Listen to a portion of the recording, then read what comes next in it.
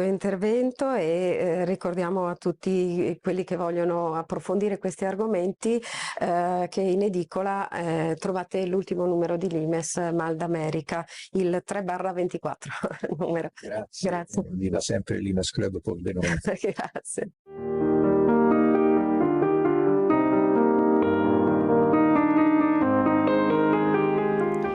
Insieme a Lucio Caracciolo a Gemona, Laura Canali presenta la prima geopoesia del Friuli. Laura Canali è una cartografa che dalle cartine della rivista Limes, dove disegna la storia mentre accade, è passata anche alla poesia, o meglio alla geopoesia.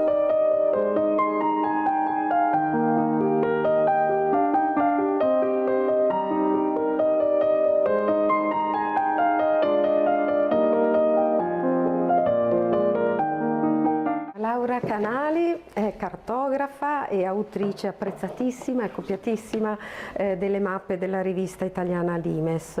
Come si acquisisce questa capacità di sintetizzare in una mappa situazioni geopolitiche complesse e concetti che rappresentano la strategia di grandi nazioni, di grandi stati? Diciamo che questo è proprio il nocciolo della questione, perché oltre a saper utilizzare i software di disegno a mano libera e avere una certa attitudine all'ascolto, perché bisogna stare molto in ascolto degli autori, delle persone che lavorano per comprendere che cosa è importante e quali sono gli elementi da evidenziare.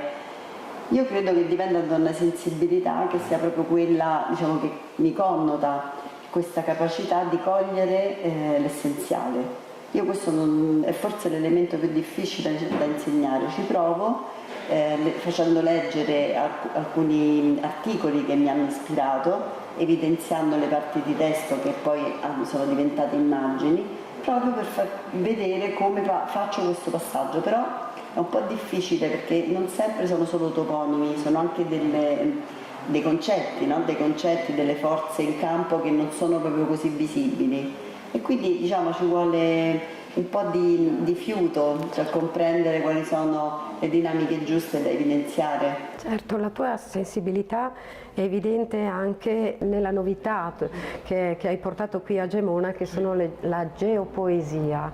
Di che cosa si tratta e come nasce la geopoesia?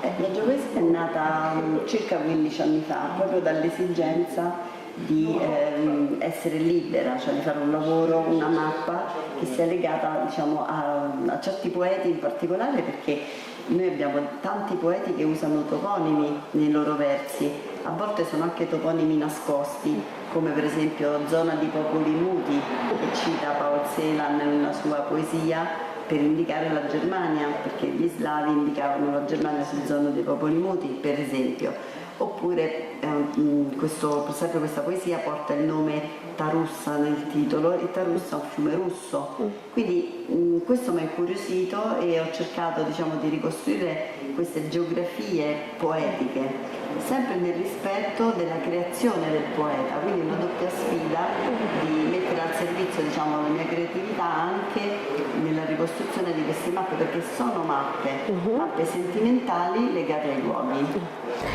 Qui hai presentato la geopoesia del Friuli. Sicuramente sono tante le emozioni che ti ha provocato creare una mappa di questa zona, ma quali sono le emozioni più importanti guardando la mappa? Sì, diciamo che questa secondo me è una terra speciale, perché essendo stata attraversata da tante guerre e non ultimo il terremoto, chiaramente, diciamo, una popolazione speciale.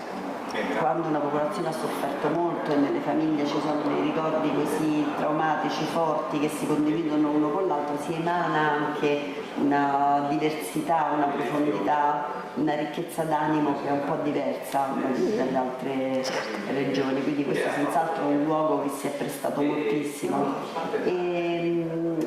A me è piaciuto molto, veramente, diciamo, i colori dell'acqua sono indimenticabili, penso unici di una bellezza, infatti vorrei tornare anche solo per Infatti, a parte il tagliamento, gli altri fiumi li hai fatti verdi. Esatto, Sì. perché secondo me questo verde acqua che è proprio dominante.